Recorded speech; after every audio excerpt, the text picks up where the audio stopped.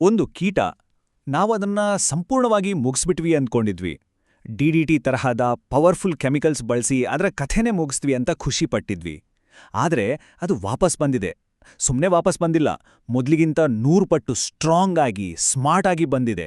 ಹೌದು, ಇದು ತಿಗಣೆಗಳ ಬೆಡ್ಬಗ್ಸ್ನ ಭಯಾನಕ ಕಂಬ್ಯಾಕ್ ಸ್ಟೋರಿ. ಒಂದು ಕ್ಷಣ ಯೋಚನೆ ಮಾಡಿ. ನೀವು ಮುಗ್ದೆ ಹೋಯ್ತು ಅನ್ಕೊಂಡಿದ್ದ ಒಂದು ಮಾನ್ಸ್ಟರ್ ಇವಾಲ್ವ್ ಆಗಿ ಹೊಸ ಸೂಪರ್ ಪವರ್ಗಳ ಜೊತೆ ವಾಪಸ್ ಬಂದ್ರೆ ಹೇಗಿರುತ್ತೆ? ಇದು ಜಸ್ಟ್ ಒಂದು ಕೀಟದ ಕಾಟ ಅಲ್ಲ, ಇದು ನಮ್ಮ ಕಣ್ಮುಂದೆ ನಡೀತಾ ಇರೋ ಒಂದು ದೊಡ್ಡ ಎವಲ್ಯೂಷನರಿ ವಾರ್. ಸೊ ಈ ಇಡೀ ವಿಶ್ಲೇಷಣೆಯ ಸಾರಾಂಶ ಏನು ಗೊತ್ತಾ? ತಿಗಣೆಗಳು ವಾಪಸ್ ಬಂದಿರೋದಷ್ಟೇ ಅಲ್ಲ, ಅವು ಟ್ರಾನ್ಸ್ಫಾರ್ಮ್ ಆಗಿವೆ. ಇವತ್ತಿನ ತಿಗಣೆಗಳು ನಾವು ಬಳಸೋ ಸಾಮಾನ್ಯ ಕೀಟನಾಶಕಗಳಿಗೆ ಜಗ್ಗೋದೇ ಇಲ್ಲ. ಅವುಗಳನ್ನ ಸೋಲಿಸೋದು ಆಲ್ಮೋಸ್ಟ್ ಇಂಪಾಸಿಬಲ್ ಅನ್ನೋ ಹಾಗೆ ಅವು ವಿಕಾಸಗೊಂಡಿವೆ. ಹಾಗಿದ್ರೆ ಸುಮಾರು 50 ವರ್ಷಗಳ ಕಾಲ ಸದ್ದೇ ಇಲ್ಲದಿದ್ದ ಈ ಹಳೆ ಶತ್ರು ದಿಢೀರಂತ ಇಷ್ಟು ಡ್ರಾಮ್ಯಾಟಿಕ್ ಆಗಿ ವಾಪಸ್ ಬಂದಿದ್ದು ಹೇಗೆ, ಯಾಕೆ? ಬನ್ನಿ ಅದರ ಹಿಂದಿನ ಕಾರಣಗಳನ್ನ ಸ್ವಲ್ಪ ನೋಡೋಣ. ಇದು ಶುರುವಾಗಿದ್ದು 90ರ ದಶಕದ ಕೊನೆಯಲ್ಲಿ. ಒಂದು ರೀತಿ ಪರ್ಫೆಕ್ಟ್ ಸ್ಟಾರ್ಮ್ ಅಂತಾರಲ್ಲ, ಹಾಗಾಯ್ತು. ಮೊದಲನೇ ಕಾರಣ ಗ್ಲೋಬಲ್ ಟ್ರಾವೆಲ್. ಫ್ಲೈಟ್ಸ್ ಚೀಪ್ ಆದವು, ಜನ ಪ್ರಪಂಚ ಪೂರ್ತಿ ಓಡಾಡೋಕೆ ಶುರು ಮಾಡಿದ್ರು. ಅವರ ಜೊತೆ ತಿಗಣೆಗಳು ಫ್ರೀಯಾಗಿ ಟ್ರಾವೆಲ್ ಮಾಡಿದ್ವು. ಎರಡನೇ ಕಾರಣ, ನಾವು ಪೆಸ್ಟ್ ಕಂಟ್ರೋಲ್ ಮಾಡೋ ರೀತಿ ಬದಲಾಯಿತು. ಜಿರಳೆಗಳಿಗೋಸ್ಕರ ನಾವು ಹೊಸ ಕಡಿಮೆ ವಿಷದ ಬೆಟ್ಸ್ ಬಳಸೋಕೆ ಶುರು ಮಾಡಿದ್ವಿ. ಆದರೆ ಈ ಬೆಟ್ಸ್ ತಿಗಣೆಗಳ ಮೇಲೆ ಏನೂ ಎಫೆಕ್ಟ್ ಮಾಡಲಿಲ್ಲ. ಇನ್ನು ಮೂರನೇ ಮತ್ತು ಅತೀ ಮುಖ್ಯವಾದ ಕಾರಣ, ತಿಗಣೆಗಳ ರ್ಯಾಪಿಡ್ ಎವಲ್ಯೂಷನ್. ಕೆಮಿಕಲ್ಸ್ ವಿರುದ್ಧ ಹೋರಾಡೋ ಶಕ್ತಿ ಅವುಗಳಲ್ಲಿ ಬೇಗನೆ ಬೆಳೆದುಬಿಡ್ತು. ಸರಿ, ಈಗ ಬರೋಣ ಈ ವಿಶ್ಲೇಷಣೆಯ ಅತ್ಯಂತ ಇಂಟ್ರೆಸ್ಟಿಂಗ್ ಭಾಗಕ್ಕೆ. ಯಾಕೆ ಇವತ್ತಿನ ತಿಗಣೆಗಳನ್ನ ಒಂದು ರೀತಿ ಸೂಪರ್ ಬಗ್ ಅಂತ ಕರೀತಾರೆ? ಅವು ಯಾವೆಲ್ಲ ಬಯೋಲಾಜಿಕಲ್ ಸೂಪರ್ ಪವರ್ಸ್ಗಳನ್ನ ಬೆಳೆಸ್ಕೊಂಡಿವೆ? ಲೆಟ್ಸ್ ಡೈವ್ ಇನ್. ಇವತ್ತಿನ ತಿಗಣೆಗಳ ಹತ್ರ ಒಂದು 3 ಲೇಯರ್ ಡಿಫೆನ್ಸ್ ಸಿಸ್ಟಮ್ ಇದೆ. ಫಸ್ಟ್ ಲೇಯರ್ ದಿ ಆರ್ಮರ್, ಅಂದ್ರೆ ಅವುಗಳ ಹೊರಚರ್ಮ ಈಗ ಮೊದಲಿಗಿಂತ ದಪ್ಪ, ವಿಷವನ್ನ ದೇಹದೊಳಗೆ ಹೋಗದ ಹಾಗೆ ನಿಧಾನ ಮಾಡುತ್ತೆ. ಸೆಕೆಂಡ್ ಲೇಯರ್ ದಿ ಆಂಟಿಡೋಟ್, ಅವುಗಳ ದೇಹದೊಳಗೆ P450 ಅಂತ ಎನ್ಸೈಮ್ಸ್ ಇದೆ. ಇವು ಕೆಮಿಕಲ್ಸ್ ತಮ್ಮ ಕೆಲಸ ಮಾಡೋಕ್ ಮುಂಚೆನೇ ಅದನ್ನು ಜೀರ್ಣ ಮಾಡ್ಕೊಂಡ್ಬಿಡುತ್ತೆ. ಇನ್ನು ಮೂರನೇ ಲೇಯರ್ ದಿ ಶೀಲ್ಡ್, ಇದು ಎಲ್ಲಕ್ಕಿಂತೂ ಡೇಂಜರಸ್. ಅವುಗಳ ನರಮಂಡಲದಲ್ಲೇ ಜೆನೆಟಿಕ್ ಬದಲಾವಣೆಗಳಾಗಿವೆ. ಇದರಿಂದ ಕೆಮಿಕಲ್ಸ್ ಅವುಗಳ ಮೇಲೆ ಎಫೆಕ್ಟೇ ಆಗಲ್ಲ. ಸೋರ್ಸ್ ಮೆಟೀರಿಯಲ್ನಲ್ಲಿ ಇದನ್ನ ಪರ್ಫೆಕ್ಟ್ ಆಗಿ ವರ್ಣಿಸಿದ್ದಾರೆ. ಇವತ್ತಿನ ತಿಗಣೆ ಅಂದ್ರೆ ಅದೊಂದು ಪ್ರಚಂಡ ಜೈವಿಕ ಟ್ಯಾಂಕ್. ಯೋಚನೆ ಮಾಡಿ, ಒಂದು ಕೀಟವನ್ನ ಟ್ಯಾಂಕ್ಗೆ ಹೋಲಿಸ್ತಾರೆ ಅಂದ್ರೆ ಅದರ ಡಿಫೆನ್ಸ್ ಎಷ್ಟೊಂದು ಸ್ಟ್ರಾಂಗ್ ಇರಬೇಕಾ? ಈ ವಿಕಾಸದ ಗೇಮ್ ಚೇಂಜರ್ ಅಂದ್ರೆ ನಾಕ್ ಡೌನ್ ರೆಸಿಸ್ಟೆನ್ಸ್ ಅಥವಾ KDR. ಅಂದ್ರೆ ಏನಪ್ಪಾ ಅಂದ್ರೆ ಇದು ಕೀಟದ ನರಕೋಶಗಳನ್ನೇ ಬದಲಾಯಿಸುವ ಒಂದು ಜೆನೆಟಿಕ್ ಮ್ಯೂಟೇಷನ್. ಇದರಿಂದ ಏನಾಗುತ್ತೆ ಗೊತ್ತಾ?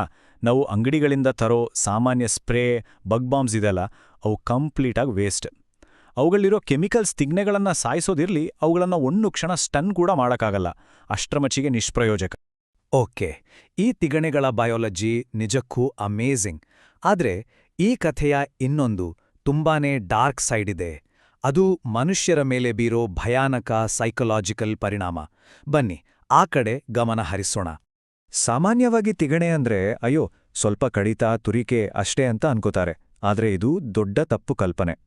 ರಿಯಾಲಿಟಿ ಏನಪ್ಪಾ ಅಂದ್ರೆ ಇದು PTSD ಅಂದ್ರೆ ಪೋಸ್ಟ್ ಟ್ರಾಮ್ಯಾಟಿಕ್ ಸ್ಟ್ರೆಸ್ ಡಿಸಾರ್ಡರ್, ತೀವ್ರ ಆತಂಕ ಮತ್ತು ಸೋಷಿಯಲ್ ಐಸೋಲೇಷನ್ಗೆ ಕಾರಣವಾಗುತ್ತೆ.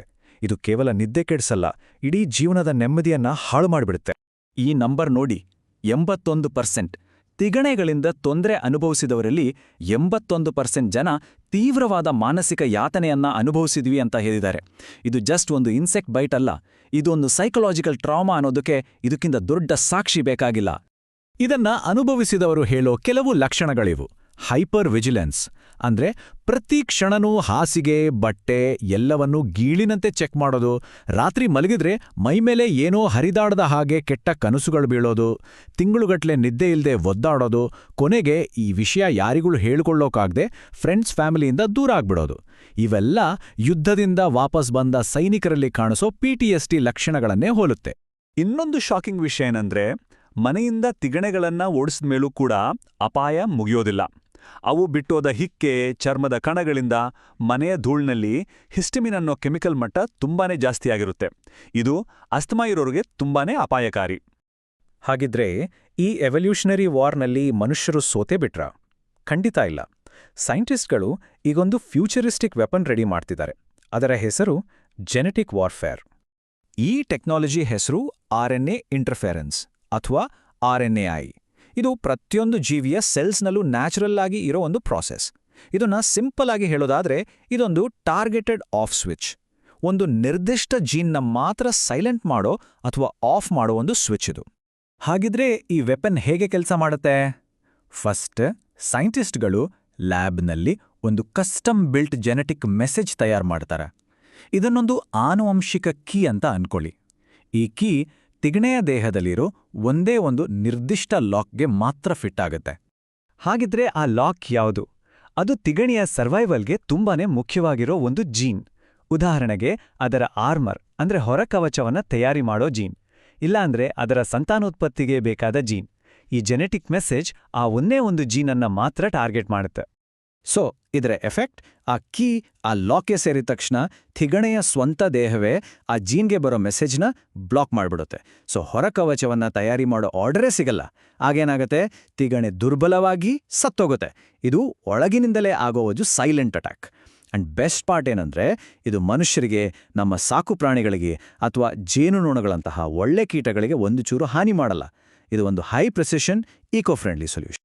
ಹಾಗಾದ್ರೆ ಈ ಅಂತ್ಯವೇ ಇಲ್ಲದ ಎವಲ್ಯೂಷನರಿ ವಾರ್ನಲ್ಲಿ ಮನುಷ್ಯನ ಜಾಣ್ಮೆ, ಅವನ ಈ ಜೆನೆಟಿಕ್ ವೆಪನ್ ಫೈನಲ್ ಪಂಚ್ ಕೊಡುತ್ತಾ? ಅಥವಾ ಇದು ಈ ಯುದ್ಧದ ಮತ್ತೊಂದು ಚಾಪ್ಟರ್ ಅಷ್ಟೇನಾ?